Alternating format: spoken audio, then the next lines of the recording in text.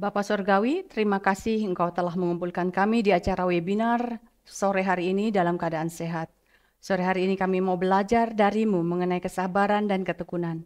Ini acaramu, berbicaralah dan beracaralah, beri kami roh hikmat dan wahyu agar kami dapat mengerti dan menangkap isi hatimu dengan mudah dan dapat melakukannya. Saat ini hati kami siap dibajak dan ditanami benih firman-Mu. Dalam nama Tuhan Yesus kami berdoa dan mengucap syukur. Haleluya. Amin. Shalom Bapak Ibu terkasih. Selamat sore. Selamat berjumpa kembali di acara webinar RTM di akhir bulan Mei 2024 bersama saya Hilda Kumalasari. Sore hari ini kita akan belajar mengenai kesabaran dan ketekunan. Ya Bapak Ibu. Oke, sebelum kita masuk ke dalam materi kesabaran dan ketekunan, kita mau mereview lagi bahwa Tuhan telah memberikan tema tahun 2024 Harvest Season ataupun musim penuaian untuk RTM. Siapa di sini Bapak Ibu yang merasa bahwa tahun ini, tahun 2024 ini adalah masa penuaian? Saya merasa dan saya sudah melihat. Kalau di Jabodetabek, di RTM Jabodetabek kita bisa melihat bahwa ada revival fellowship yang mulai bertumbuhan, kemudian kegerakan anak muda di mana-mana. Saya melihat ini benar-benar masa penuaian. Ya, waktu kita bicara mengenai penuaian berarti ada dua yang terlibat, yaitu yang dituai dan si penuainya. Ya, sekarang Bapak Ibu sebagai yang dituai atau penuai. Nah, kalau mau dibilang sebetulnya dua-duanya. Bukan berarti bahwa dituai itu adalah kita yang dituai sebagai jiwa baru, tetapi nantinya kita akan dituai oleh malaikat pada akhir zaman. Ya, untuk sebagai penuai kita memang sudah dipersiapkan untuk menuai jiwa-jiwa untuk kerajaan Allah. Ya, ternyata untuk menuai, sebelum kita bicara soal penuaian, kita mau belajar sedikit flashback lagi ke belakang. Karena untuk menuai sesuatu itu butuh waktu yang panjang, memerlukan proses yang panjang, ya. Di dalam Alkitab banyak perumpamaan dijabarkan bahwa kerajaan Allah seumpama orang yang menabur benih di tanah. Hari ini kita akan melihat setiap tahapan proses dilakukan petani sampai menuai. Sebagaimana diketahui, seorang petani harus melalui proses yang panjang untuk dapat menuai sesuatu. Karena apa yang ditaburnya, apa yang ditanamnya itu yang akan dituainya. Dan proses yang panjang itu memerlukan kesabaran dan ketekunan. Nah, di sini yang nanti akan kita perdalam mengenai kesabaran dan ketekunan. Perumpamaan mengenai petani di dalam Alkitab tertulis di dalam kitab Yakobus 5 ayat 7. Karena itu saudara-saudara bersabarlah sampai kepada kedatangan Tuhan. Sesungguhnya petani menantikan hasil yang berharga dari tanahnya dan ia sabar sampai telah turun hujan musim gugur dan hujan musim semi. Jadi di sini kita diajak bahwa petani itu harus bersabar. Kalau kita harus bersabar sampai kedatangan Tuhan karena di saat itulah kita akan dituai. Nah, kalau petani dia harus bersabar sampai telah turun hujan musim gugur, hujan musim semi. Jadi zaman dahulu kita harus melalui musim-musim yang berbeda dan itu memakan waktu yang lama. Nah, di 1 Korintus 9 ayat 10, atau kitakah yang ia maksudkan? Ya, untuk kitalah hal ini ditulis, yaitu pembajak harus membajak dalam pengharapan dan pengirik harus mengirik dalam pengharapan untuk memperoleh bagiannya. Nah, di sini kita bicara mengenai pembajak. Waktu pembajak itu membajak sawah, apakah dia sudah melihat tuaian? Belum. Tetapi dia membajak di dalam pengharapan bahwa suatu ketika tanah yang dibajak itu akan menghasilkan tuaian.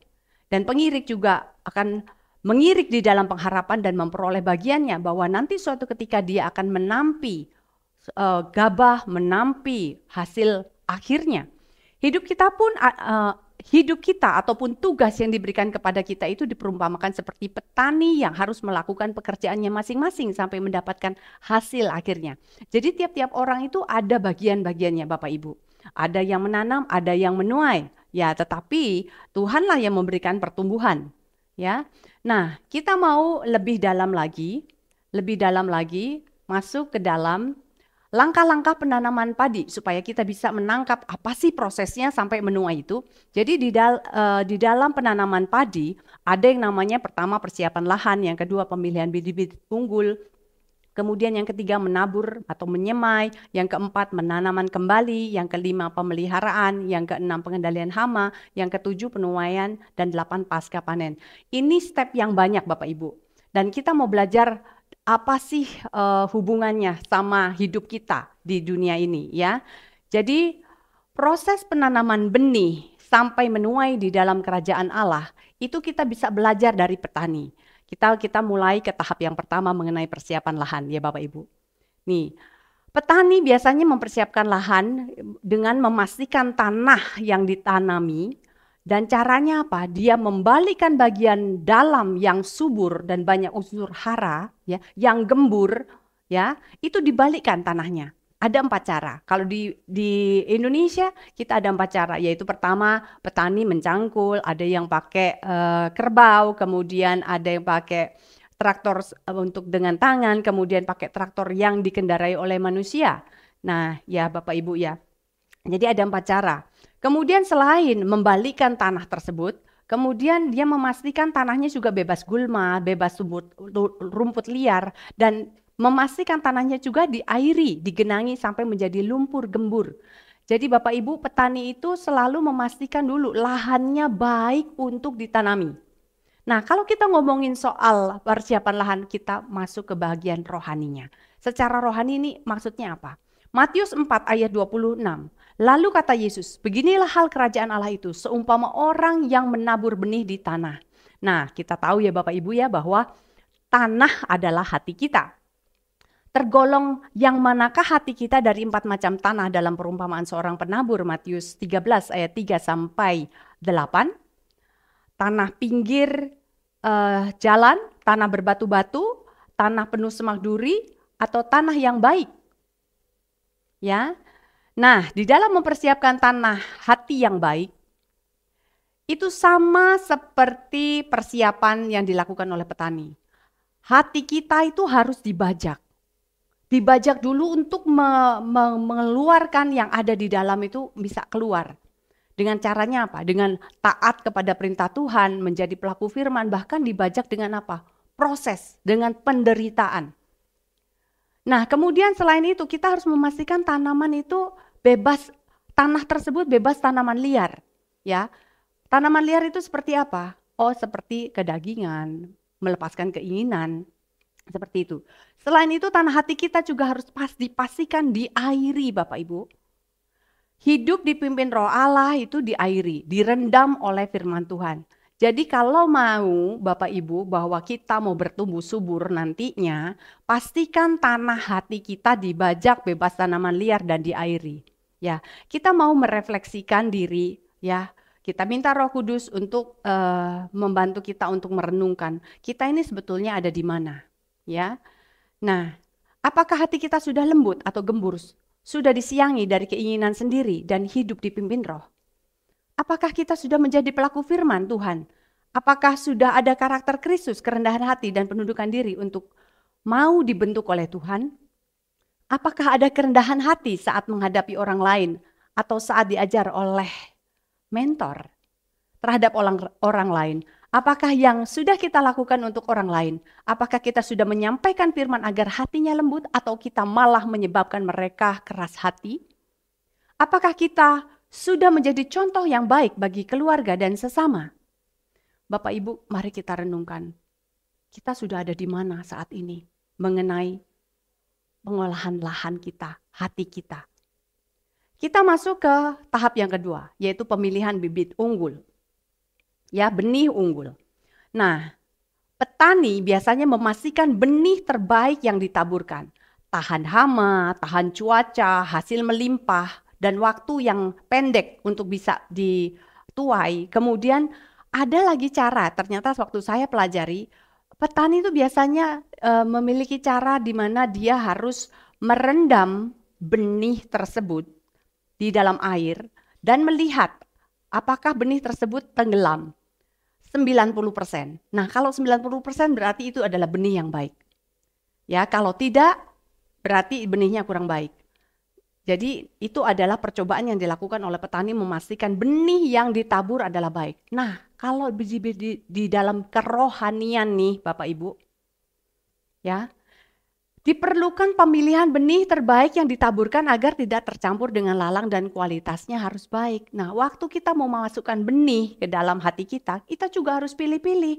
Kalau petani aja bisa melakukan hal tersebut, kita juga harus bisa memilih. Lukas 8 ayat 11, inilah arti perumpamaan itu.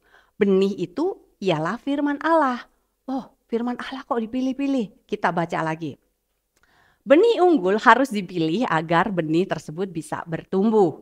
Nah, jadi Bapak Ibu kita punya kehendak bebas di mana kita boleh memilih.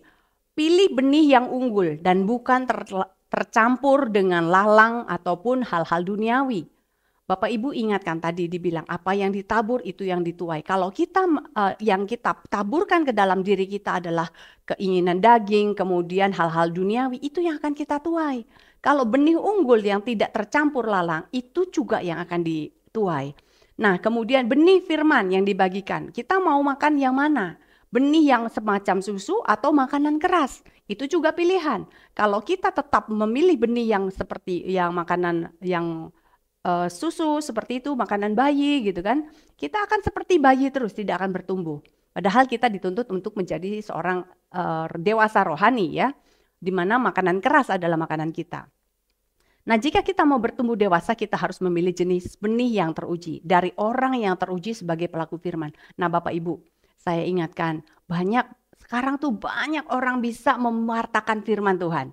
Tetapi kalau Bapak Ibu mau tertanam, mau belajar benar-benar, carilah benar-benar mentor yang mempunyai pengalaman pribadi dengan Tuhan, yang teruji dan benar-benar pelaku firman. Bukan hanya teori, bukan hanya berdasarkan pengetahuan, tetapi benar-benar melakukan firman tersebut. Ya. Nah, dari pemilihan benih unggul itu, kita juga tanya sama Tuhan. Tanya sama Roh Kudus, apakah benih unggul yang teruji yang sudah ditaburkan di hati kita? Firman Tuhan atau pengajaran lainnya, pengajaran yang tidak berbobot atau kosong atau yang hanya mengenakan daging yang ada yang kita taburkan di dalam hati kita. Apakah hal-hal duniawi masih mendominasi diri kita? Apa yang ditaburkan itu yang akan dituai, Bapak Ibu. Ingat, dan itu akan diulang dan diulang. Apakah kita pilih-pilih saat mendengarkan firman atau khotbah? Apakah kita memilih susu atau makanan keras? Terhadap orang lain, apakah kita sudah menuntun sesama kita untuk mendapatkan benih unggul yang teruji? Bapak Ibu, kita renungkan kita ada di mana, mari kita berubah. Kita masuk ke step berikutnya, yaitu menabur benih. Nah, biasanya petani ini kalau sudah teruji nih benihnya ya, dia mulai benih yang terpilih tersebut mulai ditaburkan di lahan persemaian. Jadi petani itu nggak langsung nabur di mana-mana, enggak, tapi ada lahan khusus, yaitu namanya lahan persemaian yang sudah disiapkan. Dan biasanya mereka menaburkan melihat arah angin, supaya apa? Tidak tercecer. Benih itu akan berubah menjadi bibit dalam waktu 15-20 hari. Jadi tingginya sekitar 10-15 cm di lahan tersebut ya. Nah, di dalam kerohanian kita berbicara seperti ini. Matius 13 ayat 37, ia menjawab katanya, orang yang menabur benih baik ialah anak manusia. Jelas ya, Tuhan Yesus yang menaburkan benih. Pengkhotbah 11 ayat 4. Siapa senantiasa memperhatikan angin tidak akan menabur, dan siapa senantiasa melihat awan tidak akan menuai. Ini berlawanan dengan si petani tadi ya. Kalau petani biasanya menaburnya lihat angin supaya benihnya tidak tercecer.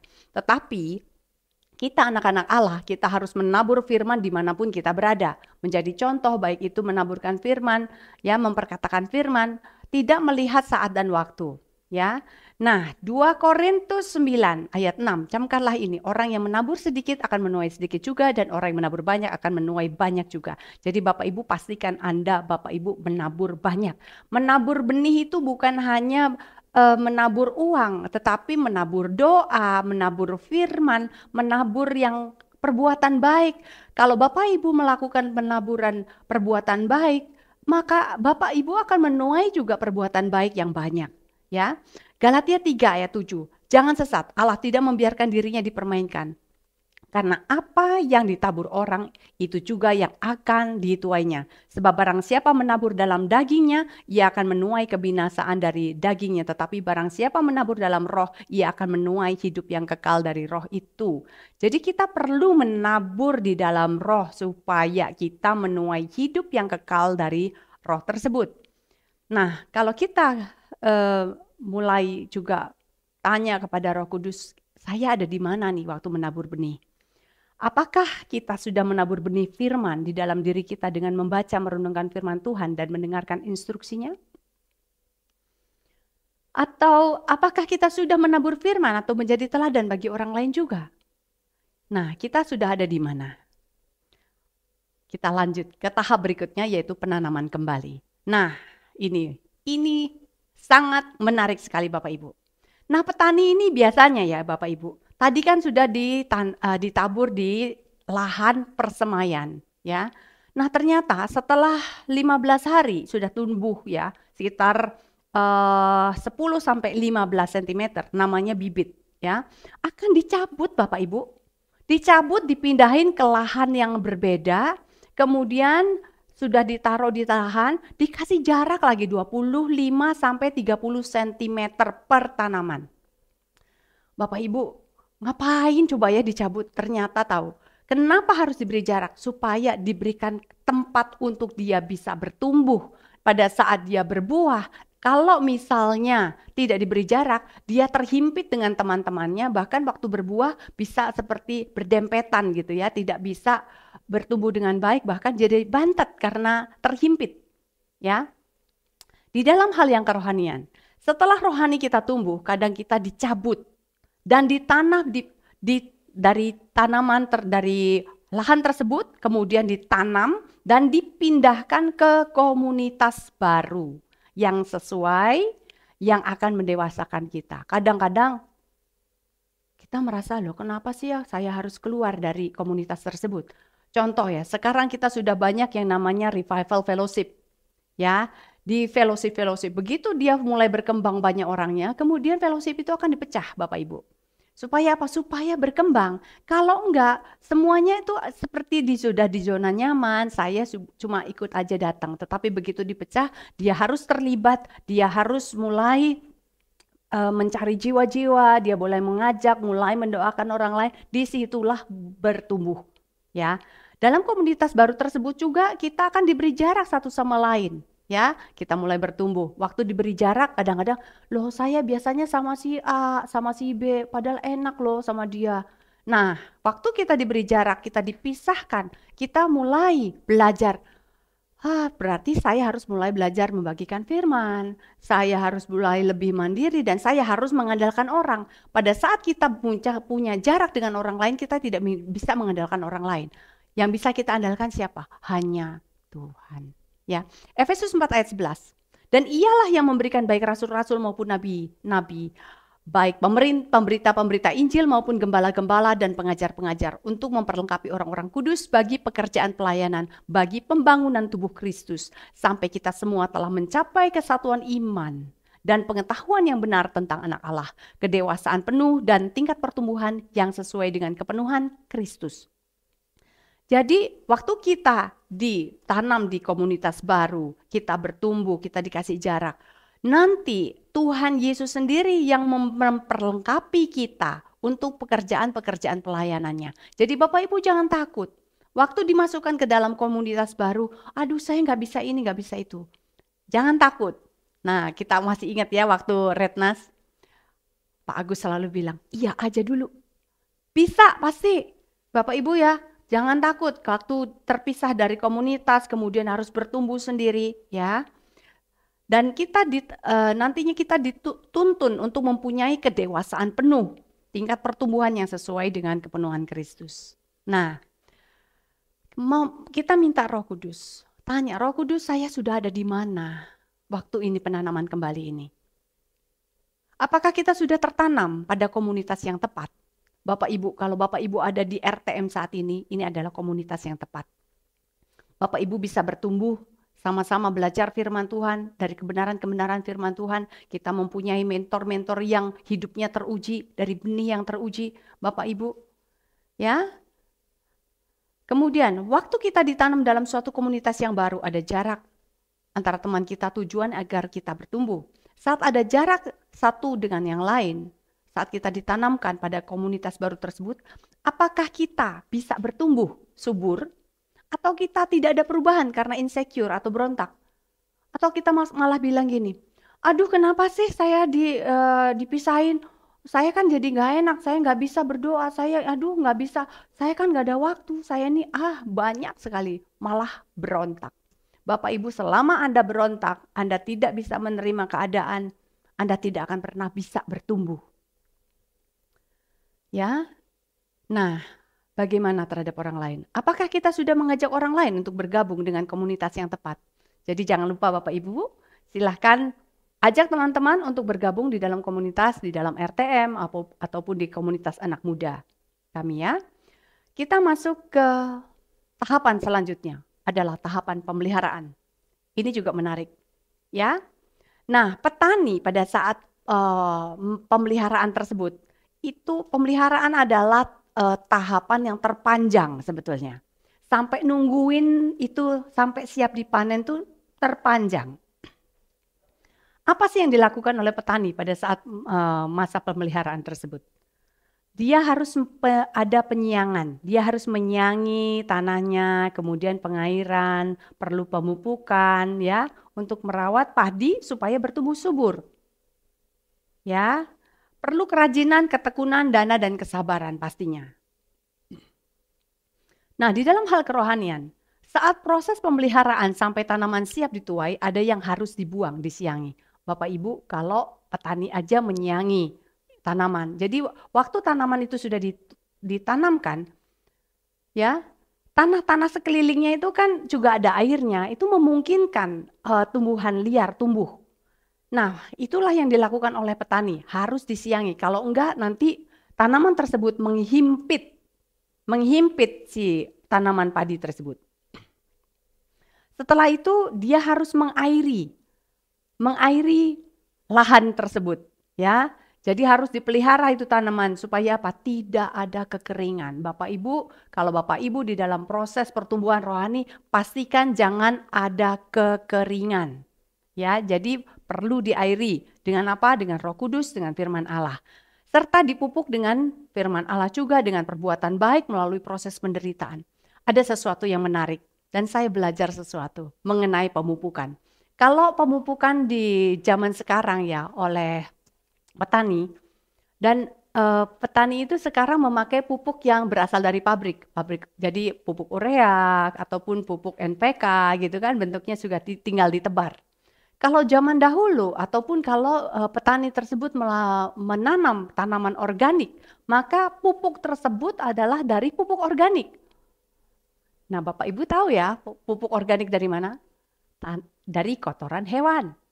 Ternyata kotoran hewan bisa membuat tanaman tersebut tumbuh dengan subur. Bapak Ibu bisa bayangin nggak? Ini kita nih tanaman tapi terus harus supaya tumbuh subur ternyata kita harus dikasih kotoran hewan. Hah? Kok kotoran hewan? Maksudnya begini, kotoran itu sesuatu yang tidak mengenakan tubuh kita. Ya, sesuatu yang kayaknya menjijikkan. Ya, tetapi ternyata itu bisa membuat kita tumbuh. Saat kita di dalam penderitaan, di dalam kesesakan, itu adalah sesuatu hal-hal yang tidak mengenakan. Tetapi ternyata membuat kita menjadi tumbuh subur Bapak Ibu. Ternyata itu fungsinya pupuk itu ya. Jadi membuat kita subur. Selama proses pemeliharaan perlu kerajinan, kesabaran, dan ketekunan.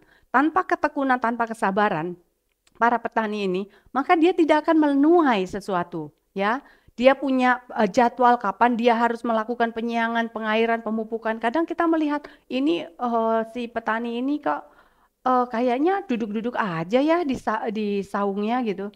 Tetapi dia ternyata tidak. Dia punya jadwal kapan dia harus menghilangkan tanaman-tanaman pengganggu tersebut ya. Dia punya jadwalnya. Jadi tidak terlambat pada saat pemupukan juga.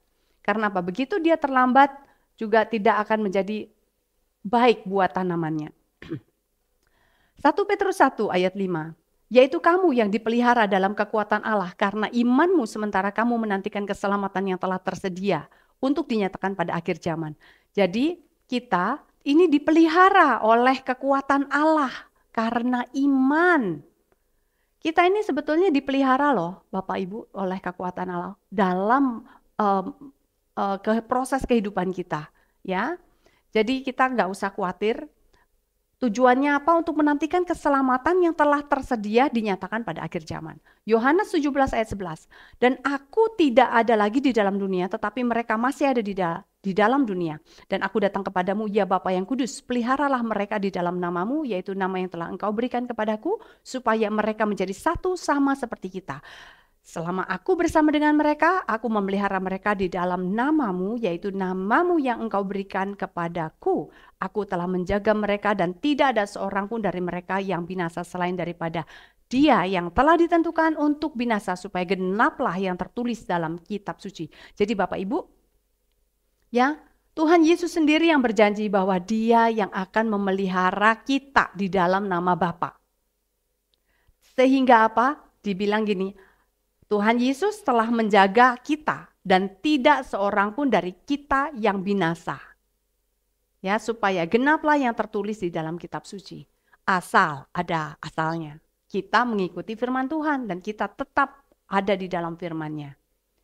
Nah, kita sendiri mulai merenungkan, ya, apakah kita memelihara pertumbuhan rohani kita?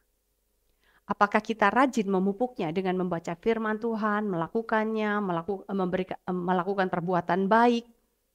Ya, apakah kita sudah menyangi tumbuhan liar, keinginan daging, keinginan kita yang muncul saat kita bertumbuh? Bapak Ibu jangan disangka ya kalau kita sudah bertumbuh terus kita sakti, istilahnya tidak terpengaruh dunia luar. Pengaruh dunia luar tetap ada, tetapi apakah kita bisa mencabut dan mencegah supaya tidak masuk ke dalam diri kita, itu yang penting. Ya Bapak Ibu, apakah kita sudah terus mengairi hati kita dengan firman Tuhan yang hidup, dipimpin Roh Kudus dan bertumbuh dalam pengenalan akan Dia? Apakah kita sudah meluangkan waktu untuk teman-teman kita agar bisa bertumbuh bersama-sama? Apakah kita memelihara mereka dengan membagikan firman Tuhan? Ini kita memelihara satu sama lain ya Bapak Ibu ya. Jadi itu perlu. Pada saat kita bertumbuh, kita juga mulai memelihara diri kita sendiri dan mulai memelihara orang lain. Nah, kita masuk ke tahapan yang keenam, pengendalian hama. Ini hal yang menarik juga. Pengendalian hama adalah pencegahan serangan hama dengan menyemprotkan cairan pestisida, mencegah hama tikus, belalang, burung. Ya, biasanya petani ini namanya juga pencegahan Bapak Ibu. Sudah kenapa belum? Belum. Ada yang dicegah. Jadi ya Bapak Ibu, ya, pada saat benih firman sudah mulai bertumbuh, kita perlu menjaganya dari hal-hal yang mengganggu pertumbuhan, bahkan bisa merusaknya, seperti ikatan dengan dunia. Dan hal-hal dosa, kedagingan, ajaran-ajaran sesat atau kebiasaan buruk. Perlu pencegahan terhadap kemungkinan kontaminasi ajaran yang tidak sesuai firman Tuhan. Oleh karenanya Bapak Ibu, sebaiknya kalau ada ajaran-ajaran yang di luar daripada yang kita pelajari gitu, jangan terlalu banyak buang waktu cari ini nggak benar nih pengajaran ini, kemudian mencari-cari sendiri. Kalau enggak, tanya aja langsung sama mentor. Mentor, ini ada pengajaran begini, menurut mentor gimana? Supaya apa? Supaya kita tidak tersesat di jalan. Karena kadang-kadang kita cari-cari sendiri, kita akhirnya tersesat. Ya, Yakobus 2, Yakobus 3 ayat 2. Sebab kita semua bersalah dalam banyak hal. Barang siapa tidak bersalah dalam perkataannya, ia adalah orang yang sempurna yang dapat mengendalikan seluruh tubuhnya. Nah, di sini pengendalian juga mengomong tentang pengendalian perkataan. Jadi kita harus bisa mengendalikan perkataan kita juga, ya. Nah, kita minta tanya sama Roh Kudus. Roh Kudus, saya udah ada di mana nih? Apakah kita sudah melibatkan Roh Kudus untuk menanggalkan kedagingan kita? Apakah kita masih mengikatkan diri dengan hal-hal dunia, ajaran sesat atau dosa yang akan menggerogoti ataupun melemahkan iman kita? Apakah kita sudah menjaga jarak dengan orang-orang yang toksik? Bapak Ibu, kalau ada orang yang toksik lebih baik jaga jarak, bukan berarti kita tidak merangkulnya. Kita boleh merangkulnya, tetapi kita tetap ada jaga jarak. Supaya apa? Karena kebiasaan-kebiasaan mereka itu akan mengganggu kita nantinya. Kecuali kalau kita sudah sangat kuat dan kita bisa mempengaruhi mereka, maka kita masih bisa memberikan efek yang baik untuk orang tersebut supaya orang itu berubah. Apakah kita sudah belajar mengendalikan diri terutama dalam hal perkataan? Ya, terhadap orang lain, apakah kita juga sudah mengajak teman-teman kita untuk menanggalkan kedagingan? Apakah kita sudah menjadi contoh yang baik bagi orang lain? Kita renungkan Bapak Ibu ya, apa yang sudah kita lakukan. Nah, Bapak Ibu, kita masuk ke tahap yang ketujuh sekarang, penuaian. Nah, para petani itu ya mulai menuai jika tanaman yang bulirnya sudah menguning, merunduk, berisi, itu akan dituai secara serentak. Dilakukan oleh tim dan koordinasi agar dapat dipanen dengan cepat dan padinya tidak rusak, Bapak Ibu. Di Indonesia masih ada yang panen dengan sabit, sehingga perlu banyak orang. Perlu waktu sekitar 3 bulan dari awal penanaman sampai dapat dituai, tergantung jenis padinya. Dalam hal kerohanian, Yohanes 4 ayat 35, bukankah kamu mengatakan 4 bulan lagi tiba musim menuai? Tetapi aku berkata kepadamu, lihatlah sekelilingmu dan pandanglah ladang-ladang sudah menguning dan matang untuk dituai. Markus 4 ayat 29, apabila buah itu sudah cukup masak, orang itu segera menyabit sebab musim menuai sudah tiba. Di Bapak Ibu, di dalam Alkitab pun kita juga melihat bahwa ada saatnya di mana ladang sudah menguning, itu perlu dituai. Saat ladang menguning, saatnya menuai. Kita perlu bekerja sama karena area yang luas dan perlu dijangkau Bapak Ibu waktu kita menuai. Ya, di sini kita belajar dari para petani, ternyata menuainya nggak sendirian, ya, harus bersama-sama. Di dalam Alkitab, Tuhan Yesus saja mengutus murid-muridnya berdua-dua. Kenapa sih dikutus berdua-dua? Supaya saling membantu, saling mengisi, ya. Diperlukan strategi atau cara yang cepat dan tepat pada saat penuaian. Bukan berarti kita pakai pikiran sendiri. Strategi di sini adalah tanya sama Roh Kudus, tanya sama Tuhan, Tuhan, saya lihat itu jiwa-jiwa sebelah situ. Itu orang-orangnya seperti ini. Pendekatannya itu bisa beda-beda, strateginya beda-beda. Ya Bapak Ibu ya. Dan kemudian perlu meluangkan waktu, kasih waktu, dengerin curhat mereka, perlu hati, perlu dana untuk orang-orang yang akan dituai. Perlu teman-teman untuk menuai bersama, ada koordinasi dan kolaborasi. Jadi harus dikoordinasikan dengan baik, waktunya kapan, dibicarakan, dan saling mengisi satu sama lain. Ya, nah kita renungkan lagi, apakah kita sudah cukup sabar menanti ataupun menuai janji Tuhan? Apakah kita sudah cukup untuk memelihara iman dan tekun dalam melakukan semua perintah atau tugas dari Tuhan, walau belum melihat hasil? Apakah kita sudah siap diutus untuk menuai jiwa-jiwa? Sudah sampai mana hati kita? Sudah siap belum? Apakah kita sudah menyiapkan hati untuk bekerja sama untuk menuai di ladang Tuhan? Nah, pada saat menuai di ladang Tuhan, waktu kita bekerja sama, itu juga ada gesekan. Ya, itu dialami oleh Rasul Paulus. Waktu dia harus bergesekan dengan Barnabas sehingga harus berpisah dengan Barnabas, Paulus memilih Timotius. Seperti itu. Tetapi jangan takut, tetapi ladang tetap harus dituai dan mereka tetap berjalan. Apakah kita mau meluangkan waktu, hati dan dana untuk orang-orang yang kita tuai? Nah, terhadap orang lain, apakah kita cukup sabar terhadap orang lain yang menjengkelkan, menyakiti, yang belum berubah walau sudah didoakan? Ini terhadap orang-orang yang akan dituai. Kadang-kadang kan kita kesel, aduh sudah meluangkan waktu, sudah doain dia, sudah menaburkan firman, enggak berubah-berubah. Tetapi kita harus tetap bersabar dan tekun. Balik lagi ya. Apakah kita sudah tekun berdoa dan melakukan tugas sesuai perintahnya walau belum melihat perubahan? Apakah kita sudah bisa bekerja sama dengan orang-orang lain untuk menuai jiwa-jiwa? Ada kerendahan hati, penundukan diri kepada mentor, dan taat melakukan perintahnya. Nah, kita sekarang masuk ke tahap yang ke-8 yaitu pasca panen. Bapak Ibu, ternyata ya setelah dituai belum berhenti di situ ceritanya. Pasca panen, kegiatan pemungutan malai, perontokan gabah, penampian, pengeringan, pengemasan, penyimpanan, dan pengolahan sampai menjadi beras dan siap dipasarkan dan dikonsumsi. Jadi hasil tuaian akan dipisahkan antara bulir-bulirnya dengan jerami. Kalau zaman dahulu biasanya itu harus dipukul-pukul ya Bapak Ibu ya. Nah, pernah tahu ya dipukul-pukul. Kemudian sehingga si butir-butirnya, bulir-bulirnya terpisah.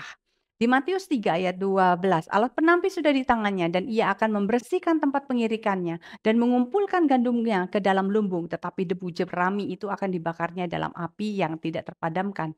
Jadi bulir-bulir itu ya yang akan dikumpulkan. Ya, di sini ada alat penampi sudah ada di tangan Tuhan. Nah, mentor kita dulu bilang bahwa kita RTM adalah penampi, di mana yang memisahkan antara yang memang sungguh-sungguh adalah pilihan Tuhan. Seperti itu Bapak Ibu ya. Nah, Matius 13 ayat 49.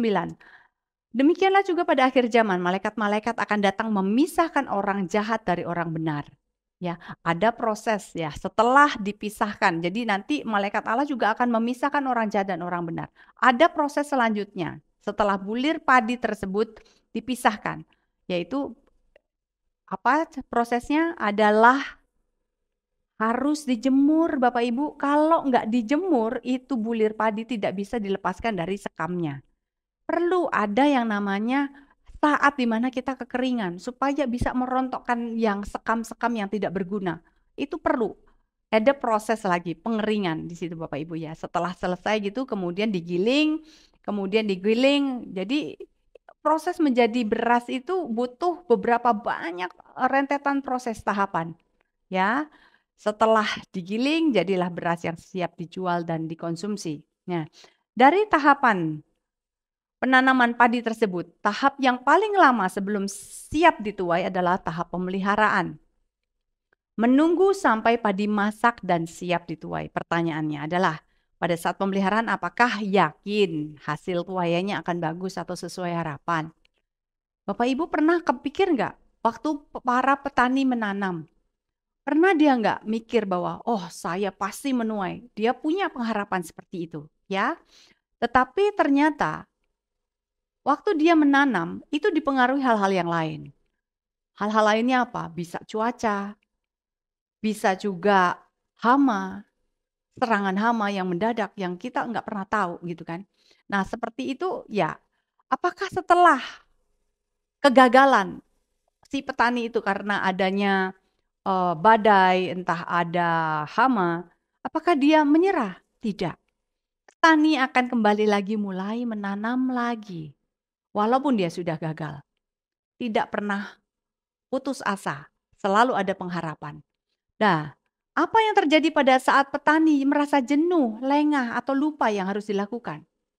Nah, petani itu harus melakukan dengan sabar, dengan tekun, yang tahu jadwalnya. Kalau dia lengah, misalnya dia anggap, oh, waktu pemeliharaan saya nggak usahlah jaga di sawah, padahal sawahnya sudah banyak bulir-bulir padinya nih.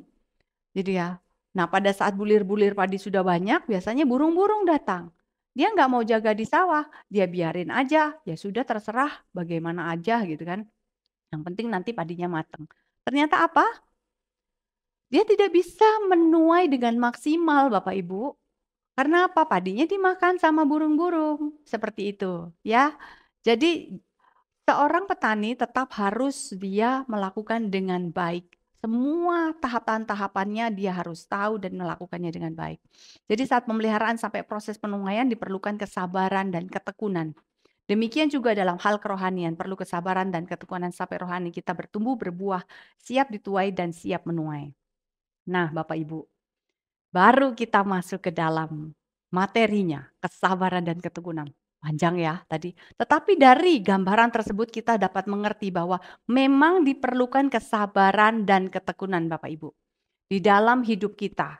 Dan kita bisa melihatnya dari proses petani tersebut. Mungkin Bapak Ibu kalau boleh saya sharing sedikit.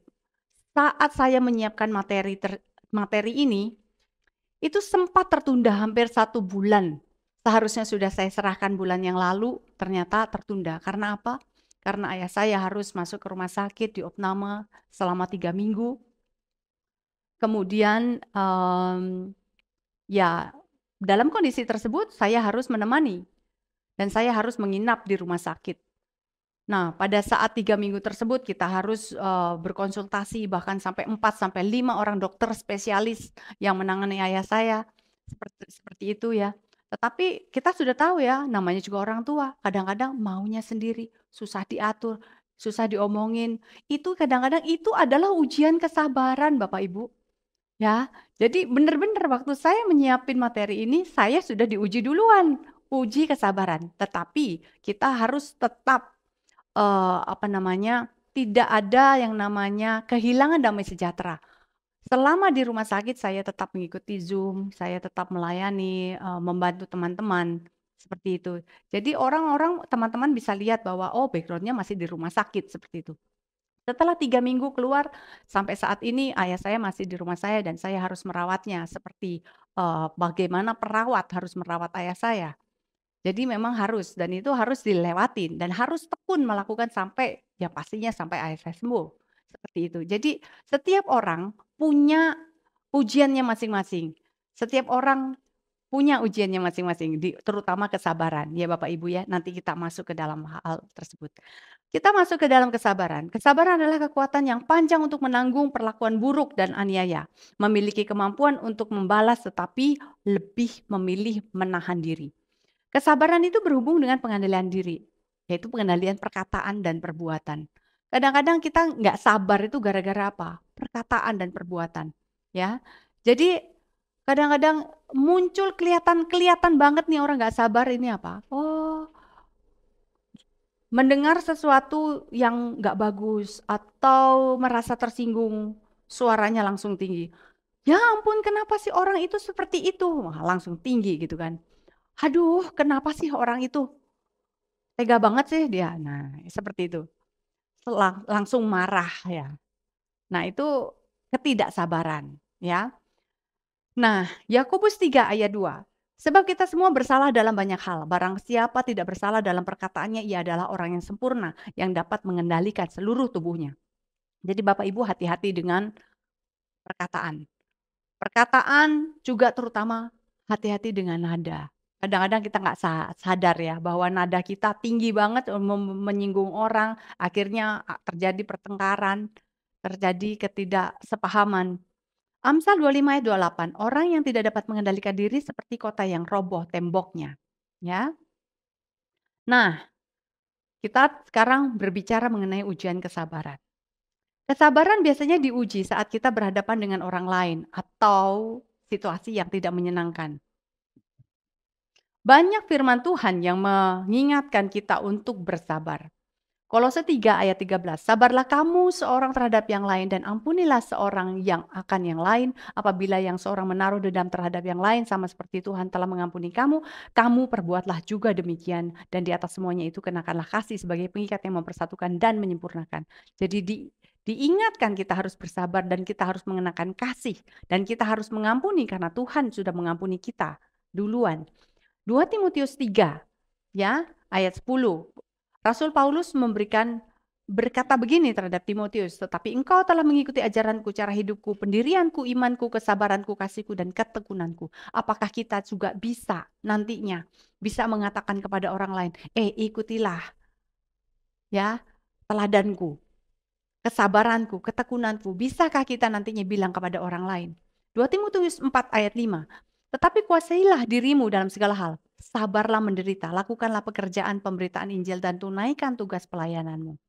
Bapak Ibu di sini dibilang sabarlah menderita. Nah, sabaran ini biasanya diuji benar-benar melalui penderitaan. Waktu kita menderita, apakah kita sabar? Setiap orang punya penderitaan ataupun diuji dalam hal-hal yang berbeda-beda. Ada yang terhadap orang tua, ada yang terhadap pasangan, terhadap anak-anak, terhadap teman-teman.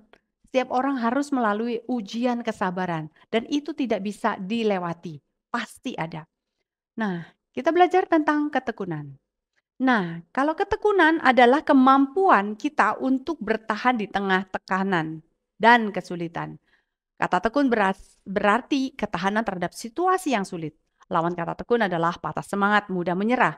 Seorang dapat bertekun di dalam situasi yang sulit, tetapi bisa kehilangan kesabaran terhadap keluarga atau kawan-kawan yang dikasihinya. Musa tekun terhadap Raja Firaun dari Mesir, tetapi kehilangan kesabaran menghadapi orang-orang yang dipimpinnya dalam Bilangan 20 ayat 10-12. Allah dapat mengeluarkan air dari batu, tetapi tidak dapat memaksa Musa bersabar. Bapak Ibu, kesabaran juga tergantung kita, keputusan kita. Apakah kita mau bersabar? Roma 12 ayat 12, bersukacitalah dalam pengharapan, bersabarlah dalam kesesakan, dan tekunlah di dalam doa.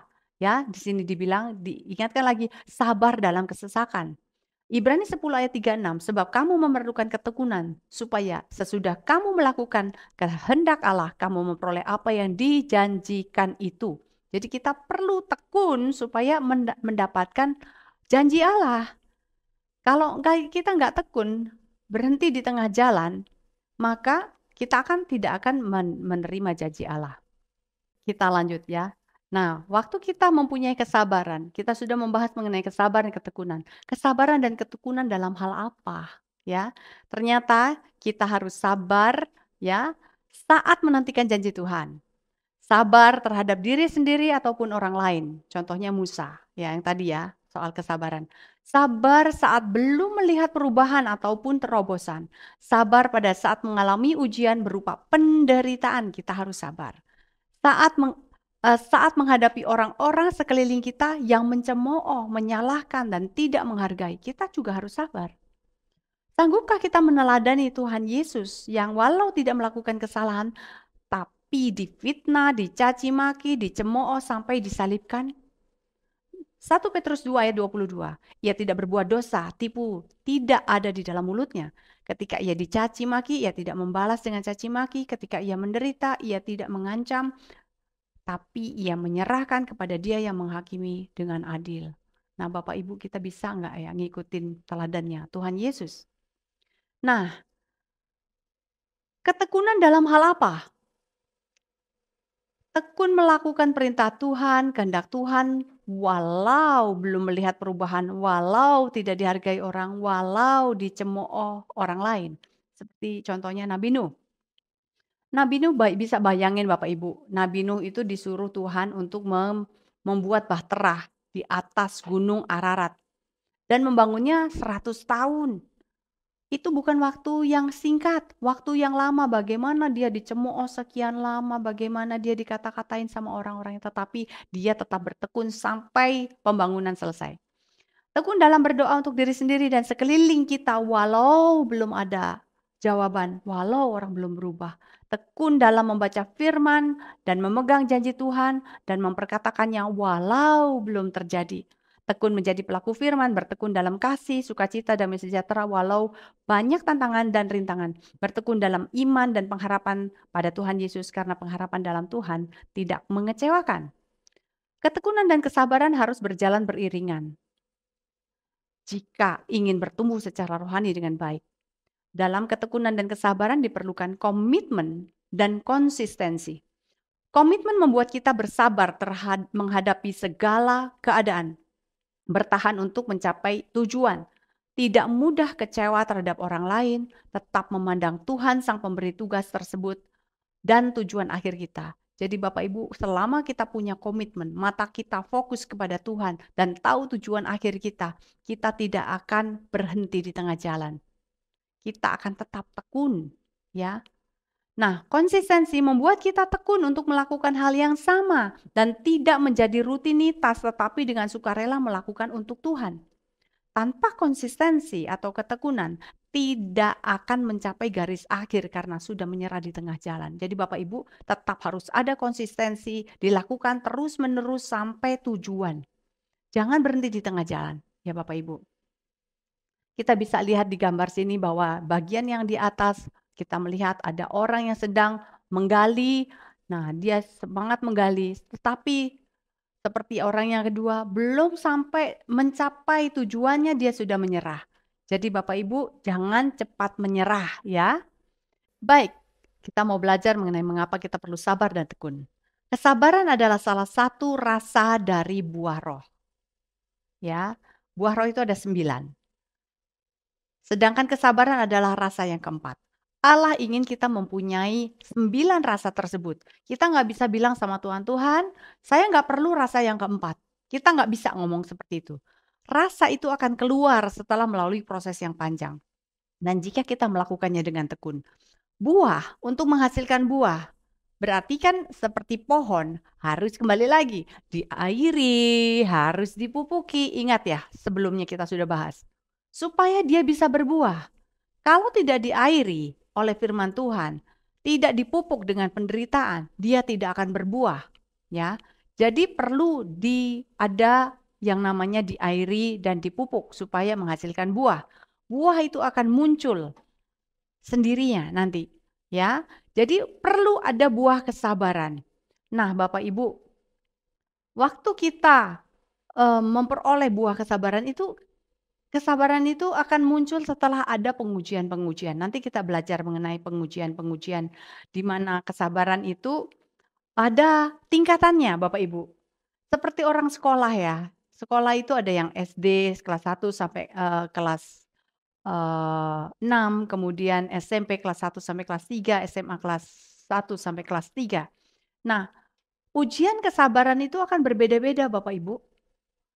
Ujian kesabaran anak SD beda dengan kesabaran anak SMP, ujian kesabaran anak SMA, itu beda-beda. Ya. Jadi kita harus bisa lulus ujian pada saat itu. Ya. Nah, pada waktu ujian itu kita bisa lihat bahwa di sekolah selalu dikatakan harap tenang. Kita tidak boleh minta petunjuk dari guru, nggak boleh juga dari teman. Apa yang kita lakukan pada saat ujian itu? Kita hanya bergantung kepada Roh Kudus saja. Bergantung dengan apa yang sudah kita miliki, yaitu iman kita. Allah menghendaki kita semua bersabar dan bertekun dalam menghadapi segala sesuatu untuk dapat mendapatkan janji Tuhan. Tetapi untuk mendapatkan janji Tuhan tersebut, yang jelas adalah melalui apa? Melalui waktunya Tuhan. Gak bisa instan, semuanya harus mengikuti waktunya Tuhan. Bertekunlah dalam segala situasi dan bersabarlah menghadapi orang di sekitar kita. Yakobus 1 ayat 25. Tetapi barang siapa meneliti hukum yang sempurna, yaitu hukum yang memerdekakan orang, dan ia bertekun di dalamnya, jadi bukan hanya mendengar untuk melupakannya, tetapi sungguh-sungguh melakukannya, ia akan berbahagia oleh perbuatannya. Jadi Bapak Ibu, kita harus meneliti hukum-hukumnya, firman-firmannya, bertekun di dalam firman Tuhan, bukan hanya mendengar, tetapi benar-benar melakukannya. Ya. Nah, pada saat menantikan apa yang ditanam sampai dituai, beberapa keadaan kondisi yang dapat terjadi di para petani. Dia tidak sabar, bisa jenuh, lelah, belum melihat hasil, lupa melakukan tugasnya, lalai karena sudah merasa di zona nyaman, menyerah karena sudah patah semangat, tidak tahan saat menghadapi tantangan, kesengsaraan, penderitaan, cobaan, dan ujian dan godaan dunia. Apa yang harus dilakukan pada saat mengalami hal tersebut? Ada 3 poin yang kita pelajari hari ini untuk memperoleh kesabaran dan ketekunan. Pertama adalah tujuan hidup yang jelas akan membuat kita fokus serta memiliki kesabaran dan ketekunan. Yang kedua, kesabaran dan ketekunan umumnya dimiliki oleh orang yang sudah dewasa. Ketiga, kesabaran dan ketekunan dapat dilakukan jika kita dipimpin Roh Kudus, punya iman yang kuat dan menjadi pelaku firman. Kita mau belajar bagaimana sih mempunyai tujuan hidup yang jelas akan membuat kita fokus serta memiliki kesabaran dan ketekunan. Dalam penjelasan sebelumnya disampaikan, apakah yang dituai pada musim penuaian. Jadi kita harus mempunyai tujuan yang jelas dulu. Tujuannya apa? Untuk bisa menuai apa yang dituai. Di dalam Alkitab, tuaian adalah jiwa-jiwa bagi kerajaan Allah sesuai dengan amanat agung. Jadikanlah semua bangsa muridku. Apakah tujuan akhir setelah penuaian tersebut? Keselamatan jiwa, hidup yang kekal pada saat kedatangan Tuhan. 1 Petrus 1 ayat 9. Kamu telah mencapai tujuan imanmu, yaitu keselamatan jiwamu. Jadi ini tujuan keselamatan jiwa itu kita harus pegang. Yohanes 4 ayat 36. Sekarang juga penuai telah menerima upahnya dan ia mengumpulkan buah untuk hidup yang kekal. Sehingga penabur dan penuai sama-sama bersuka cita. Jadi tujuan hidup kita adalah menjadi serupa Yesus, mempunyai karakter seperti Yesus, menjadi mempelai Kristus, keselamatan jiwa kita, keselamatan jiwa orang lain agar bisa masuk ke dalam kerajaan Allah. Dan Bapak Ibu, itu yang harus kita pegang. Jadi untuk mencapai tujuan kita untuk mendapatkan kesabaran dan ketekunan kita harus mempunyai tujuan yang jelas, yaitu tujuan hidup kita. Untuk mencapai tujuan hidup tersebut, ada proses atau perjalanan yang harus ditempuh ataupun dilalui, di mana kita memerlukan kesabaran dan ketekunan agar bisa mencapai garis akhir. Kesabaran dan ketekunan biasanya saling berkaitan saat di dalam proses kehidupan. Kesabaran berkaitan dengan pengendalian diri, kembali lagi, ketekunan berkaitan dengan ketahanan terhadap situasi dan tekanan dari luar. Kita mau belajar kesabaran dan ketekunan umumnya dimiliki oleh orang yang dewasa, Bapak Ibu ya. Tuhan Yesus menginginkan ada pertumbuhan rohani dari kanak-kanak menjadi dewasa. Anak-anak biasanya ingin yang instan dan sesuai maunya, memikirkan diri sendiri gitu kan, cepat bosen. Itu adalah karakternya anak-anak. Ya, kalau orang dewasa, kita harus tahan melalui proses. Dan waktu kita melalui proses itu kita bukan seenak semaunya kita, tetapi kita harus mengikuti kemauan Tuhan. Kemudian kita juga bukan hanya memikirkan diri sendiri Bapak Ibu, tetapi memikirkan Tuhan dan memikirkan orang lain. Dan tidak cepat bosan ataupun patah semangat. Ibrani 5 ayat 13. Sebab barang siapa masih memerlukan susu, ia tidak memahami ajaran tentang kebenaran, tetapi ia adalah anak kecil. Tetapi makanan keras adalah untuk orang-orang dewasa, karena mempunyai panca indera yang terlatih untuk membedakan yang baik daripada yang jahat. Efesus 4 ayat 13, sampai kita semua mencapai kesatuan iman, pengetahuan yang benar tentang anak Allah, kedewasaan penuh dan tingkat pertumbuhan yang sesuai dengan kepenuhan Kristus. Jadi Bapak Ibu, kesabaran dan ketekunan umumnya memang dimiliki oleh orang dewasa. Bisa lihat ya, kalau anak kecil biasanya nggak sabaran. Apa maunya saat itu, ya dia minta. Jadi perlu sekali yang namanya kesabaran dan ketekunan. Kesabaran ketekunan merupakan ciri penting hidup orang Kristen dewasa. Tanpa ketekunan kita akan sulit untuk mencapai suatu tujuan. Ketekunan juga berarti ketahanan dalam tindakan. Kita dapat melihat gambaran ketekunan itu melalui diri prajurit yang menghadapi perang, tetap berjaga-jaga dan mematuhi perintah komandannya, dan seperti orang yang sedang berlomba. Ibrani 12 ayat 1. Karena kita mempunyai banyak saksi bagaikan awan yang mengelilingi kita, marilah kita menanggalkan semua beban dan dosa yang begitu merintangi kita dan berlomba dengan tekun dalam perlombaan yang diwajibkan bagi kita. Roma 5 ayat 3, dan bukan itu saja, kita malah bermegah juga dalam kesengsaraan kita, karena kita tahu bahwa kesengsaraan itu menimbulkan ketekunan, dan ketekunan menimbulkan tahan uji menimbulkan pengharapan, dan pengharapan tidak mengecewakan, karena kasih Allah telah dicurahkan di dalam hati kita oleh Roh Kudus yang telah dikaruniakan kepada kita. Bapak Ibu, kita bisa belajar ya di sini, kesengsaraan menimbulkan ketekunan. Jadi penderitaan ataupun kesengsaraan itu yang membuat kita tekun. Bapak Ibu, jadi jangan takut dengan adanya penderitaan, jangan takut dengan adanya kesengsaraan, itu yang membuat kita tekun, dan tekun itu yang membuat tahan uji. Kenapa tahan uji? Karena kemarin saya sudah mengalami hal yang sama dan saya bisa lolos. Dan saat ini saya juga bisa menghadapinya. Dan tahan uji menimbulkan pengharapan. Karena apa? Pengharapan bahwa Tuhanlah yang memberikan jalan keluar, bukan kita sendiri, tetapi pengharapan di dalam Tuhan ya, pengharapan tidak mengecewakan. Yakobus 1 ayat 2, saudara-saudaraku, anggaplah sebagai suatu kebahagiaan apabila kamu jatuh di dalam berbagai-bagai pencobaan, sebab kamu tahu bahwa ujian terhadap imanmu itu menghasilkan ketekunan, dan biarlah ketekunan itu memperoleh buah yang matang, supaya kamu menjadi sempurna dan utuh dan tidak kekurangan sesuatu apapun. Bahkan di dalam Wahyu 14 ayat 12, itu dijelaskan bahwa yang penting di sini adalah ketekunan orang-orang kudus yang menuruti perintah Allah dan iman kepada Yesus. Kita ini adalah orang-orang kudus, ya. Kita dibilang orang-orang kudus kalau kita menuruti perintah Allah dan iman kita kepada Yesus. Bapak Ibu, tahu nggak? Ternyata tuh kesabaran itu bisa dilatih loh. Ada yang mau tahu? Ya, ternyata kesabaran itu bisa dilatih Bapak Ibu. Cara melatih kesabaran agar emosi tidak mudah meledak, yaitu supaya nggak dibilang, aduh kesabarannya ya setipis tisu katanya. Ya, nih caranya ya supaya kesabarannya bisa dikontrol. Pertama, tidur yang cukup. Bapak Ibu, kalau orang kurang tidur biasanya cepat emosi ya Bapak Ibu ya. Ya, jadi Bapak Ibu harus cukup tidur 6 sampai 8 jam. Kemudian perbanyak doa dan bersyukur, serta memberkati hari yang baru dan minta pimpinan Roh Kudus.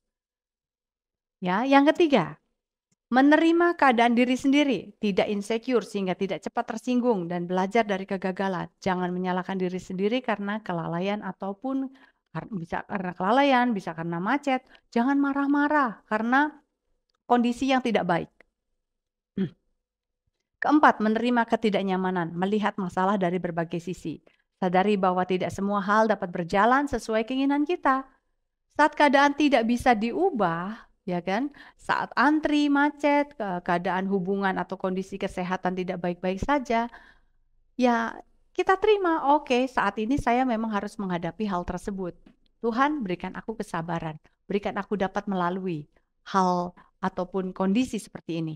Yang kelima, mengetahui perbedaan hal yang penting dan tidak. Yang keenam, belajar mengerti keadaan orang lain dan menurunkan standar dan norma. Di dalam pemuridan kita belajar mengenai standar dan norma. Kadang kita berekspektasi tinggi terhadap orang lain, ternyata orang tersebut belum bisa sampai di titik tersebut dan kita yang harus menurunkan standar. Yang ketujuh, berteman dengan orang-orang yang positif dan belajar dari orang-orang yang sabar. Nah, Bapak Ibu, mari berteman dengan orang yang positif dan yang sabar sehingga bisa belajar kesabaran juga. Kalau kita berteman dengan orang-orang yang tidak sabar sehingga itu akan mempengaruhi karena pergaulan yang buruk akan merusak kebiasaan yang baik. Ya, jadilah orang yang proaktif, yang berpikir sebelum bertindak dan dalam mendengar bukannya responsif, tetapi kita belajar mendengarkan orang lain. Lambatkan tempo, tidak terburu-buru, dan berlatih empati dengan mengenali keterbatasan kita dan orang lain atau keadaan. Sadar bahwa perubahan perlu proses dan beritahu jika mereka tidak tahu, jika tidak ada. Jadi tidak ada sesuatu yang instan atau serba cepat. Ya. Yang ke-11, tetap rendah hati, alihkan perhatian dari kondisi yang ada, tetap bersukacita, tidak kehilangan damai sejahtera, dan santai dalam menghadapi orang atau situasi yang sulit. Yang ke-12, terpenting tenang dulu, tanya Roh Kudus, apa yang harus dilakukan dan coba pikirkan kalau Yesus sebagai kita, apa yang Yesus lakukan. Ya, kemudian rileks saat menghadapi perdebatan dan coba cari persamaan sudut pandang. Tarik nafas dalam-dalam dan hembuskan sebelum menjawab pertanyaan. Tanya Roh Kudus perlu dijawab atau enggak, ya. Jawaban apa yang perlu diberikan? Lalu ambil nafas 10 kali. Dihitung 10 kali sebelum menjawab dan komunikasikan dengan tenang, efektif dan percaya diri. Ya, Bapak Ibu, itu ada 10 ya cara ya, Bapak Ibu ya.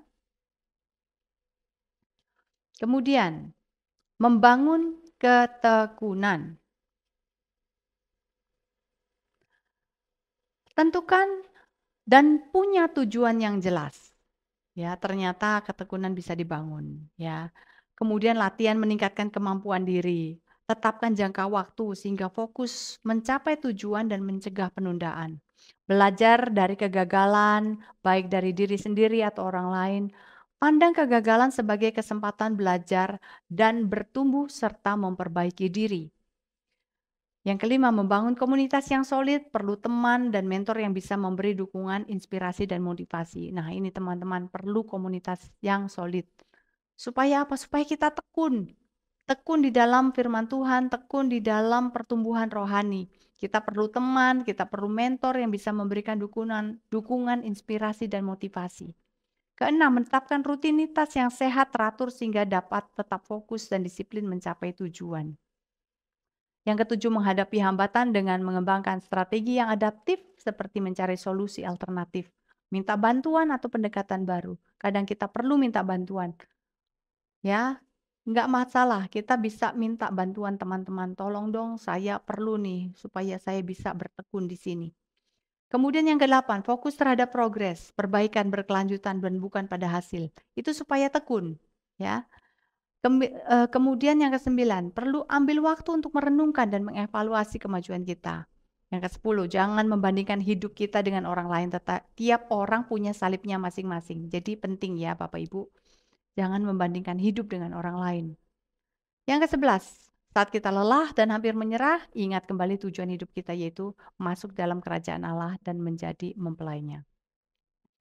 Kita bisa melihat di sini gambaran bagaimana kebanyakan orang terlalu fokus dengan kesuksesan orang lain, padahal dia sendiri mampu lebih sukses jika benar-benar tekun. Ya, orang pertama dia mendapatkan harta berlian gitu kan. Terus yang kedua ini si B ini dia lihat loh, kok dia ada di situ ya. Dia sudah gali tapi dia belum dapat. Akhirnya waktu si A-nya pergi, kemudian dia pindah ke tempat si A, dia mulai menggali sampai dalam, dia tidak menemukan sesuatu. Padahal kalau dia melanjutkan di lokasi yang dia awal, dia akan menemukan harta yang terpendam tersebut.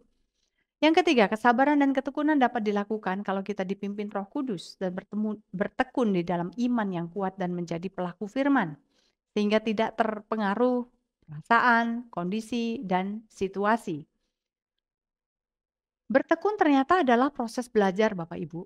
Hidup ini adalah proses belajar bertekun di dalam iman, dalam universitas kehidupan sampai lulus saat bertemu Yesus. Kisah 14 ayat 22. Di tempat itu mereka menguatkan hati murid-muridnya dan menasehati mereka supaya mereka bertekun di dalam iman dan mengatakan bahwa untuk masuk dalam kerajaan Allah, kita harus mengalami banyak sengsara. Nah, Bapak Ibu, di sini firman Tuhan berkata, untuk masuk dalam kerajaan Allah harus mengalami banyak sengsara. Tetapi kita harus bertekun di dalam iman. Nah, walaupun banyak sengsara, tetapi iman kita adalah iman terhadap Yesus Kristus yang memberikan jalan keluar. Ibrani 10 ayat 36, sebab kamu memerlukan ketekunan. Kita perlu tekun, supaya sesudah kamu melakukan kehendak Allah, kamu memperoleh apa yang dijanjikan itu, Bapak Ibu ya. Jangan sampai kita sudah capek-capek, kita tidak masuk ke dalam kerajaan Allah. Ya, Wahyu 14 ayat 12, yang penting di sini adalah ketekunan orang kudus yang menuruti perintah Allah dan iman kepada Yesus. Proses kehidupan itu melalui penderitaan, pencobaan, dan ujian membuat kita semakin dewasa rohani. Jangan takut terhadap proses kehidupan karena harus dialami oleh semua orang.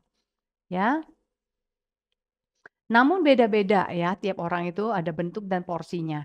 Selama kita dipimpin Roh Kudus dan berpegang kepada iman yaitu firman Tuhan, kita akan sampai pada tujuan bertemu dengan Tuhan. Sebagaimana saat kita sekolah gitu kan, kita memang akan naik tingkat. Dan itulah yang tadi kita bilang bahwa setiap orang punya ujiannya masing-masing. Ada di mana orang si A, si B, si C ujiannya beda-beda di bidang kesabaran, di bidang ketekunan.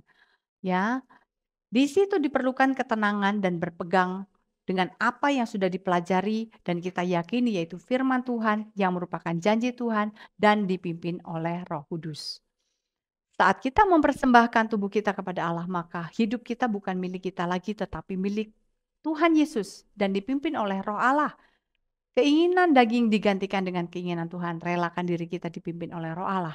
Jadi Bapak Ibu, kita ini seperti di dalam Kisah Rasul 20 ayat 22, Rasul Paulus mengatakan bahwa dia sebagai tawanan roh, ya. Tetapi sekarang sebagai tawanan roh, aku pergi ke Yerusalem dan aku tidak tahu apa yang akan terjadi atas diriku di situ. Selain daripada yang dinyatakan Roh Kudus dari kota ke kota kepadaku bahwa penjara dan sengsara menunggu aku. Tetapi aku tidak menghiraukan nyawaku sedikit pun, asal saja aku dapat mencapai garis akhir dan menyelesaikan pelayanan yang ditugaskan oleh Tuhan Yesus kepadaku untuk memberi kesaksian tentang Injil kasih karunia Allah. Jadi waktu Rasul Paulus itu sungguh-sungguh menyerahkan hidupnya dan dikuasai oleh Roh Kudus. Dia bahkan mengatakan dirinya sebagai tawanan roh. Dia ngikut aja walaupun dia tahu di sana akan ada penjara, bahwa penjara sengsara menunggu aku. Dia tidak takut. Dia tidak menghiraukan nyawanya, tetapi dia tahu bahwa asal saja aku dapat mencapai garis akhir dan menyelesaikan pelayanannya ditugaskan oleh Tuhan Yesus. Itu sama Bapak Ibu terhadap kita. Apakah kita mau mengikuti apa yang diinginkan oleh Tuhan, ya, sampai garis akhir. Ya, kita belajar. Kita juga belajar teladan dan kesabaran dan ketekunan Tuhan Yesus. Tuhan Yesus itu memiliki kesabaran dan ketekunan saat melakukan tugasnya di muka bumi. ya, yaitu saat dia harus sabar sebelum memulai tugasnya, yaitu saat perkawinan di Kana, juga Yesus bersabar terhadap orang-orang yang tidak percaya, ya. Kemudian Yesus juga bersabar menanggung penderitaan saat dihina, disiksa sampai disalibkan di kayu salib tanpa marah ataupun mengeluh, ya. Kemudian Yesus juga bertekun memberitakan tentang Bapanya dan kerajaan Allah dalam Lukas 8 ayat 1. Tidak lama sesudah itu Yesus berjalan berkeliling dari kota ke kota dan dari desa ke desa memberitakan Injil kerajaan Allah. Ke-12 muridnya bersama-sama dengan dia. Jadi kita perlu minta pimpinan Roh Kudus, bertekun belajar firman dan berdoa, menetap dalam komunitas yang benar agar kita dapat bertumbuh dan berbuah.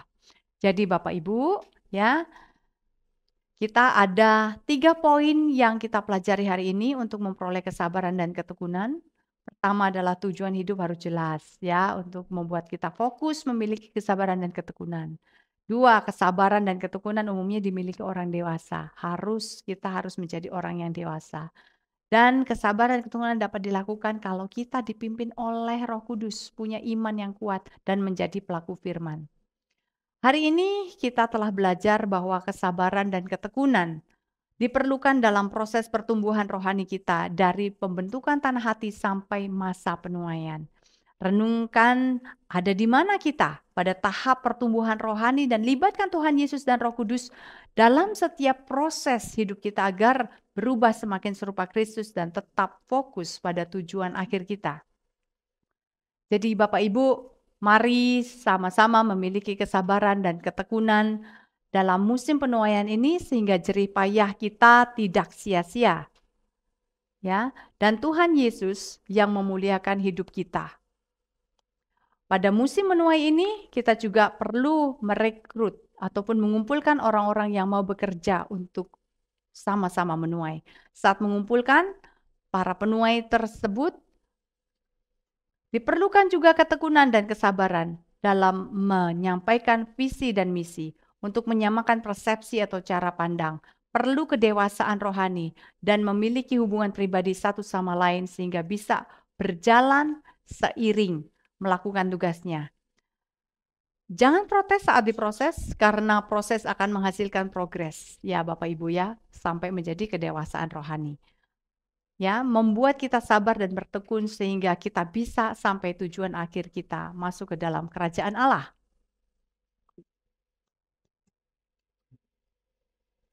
Kesabaran adalah salah satu dari 9 buah roh.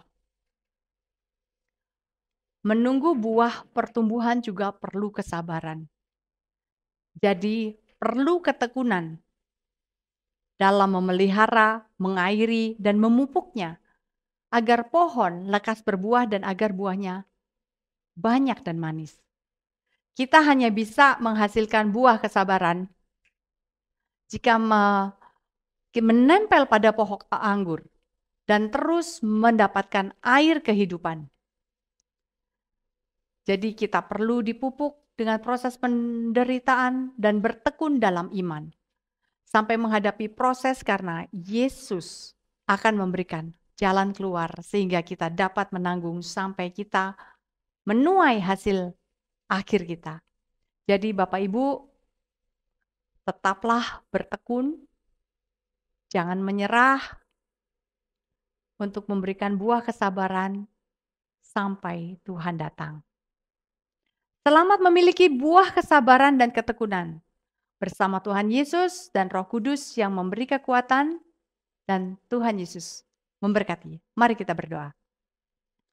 Bapak Surgawi, terima kasih atas firman yang sudah Engkau yang berikan kepada kami, yang sudah kami dengarkan mengenai kesabaran dan ketekunan. Biarkanlah firman tersebut termeterai dan melekat dalam pikiran dan hati kami, dan ajar kami menjadi pelaku firman. Roh Kudus, kami memberi otoritas penuh untuk membongkar semua kedagingan kami, dan kami mau menyalibkan ketidaksabaran kami. Kami beri otoritas 100% kepada Roh Kudus untuk memimpin hidup kami dalam seluruh kebenaran. Terima kasih atas penyertaan-Mu dalam hidup kami. Tanpamu kami tidak bisa apa-apa. Karena Engkau ada di dalam kami, maka kami adalah orang yang paling sabar dan tekun dalam melakukan perintah, tugas, dan kehendak Bapa di sorga. Terima kasih Bapa yang baik, di dalam nama Tuhan Yesus kami berdoa dan mengucap syukur. Haleluya. Amin. Terima kasih. Tuhan Yesus memberkati.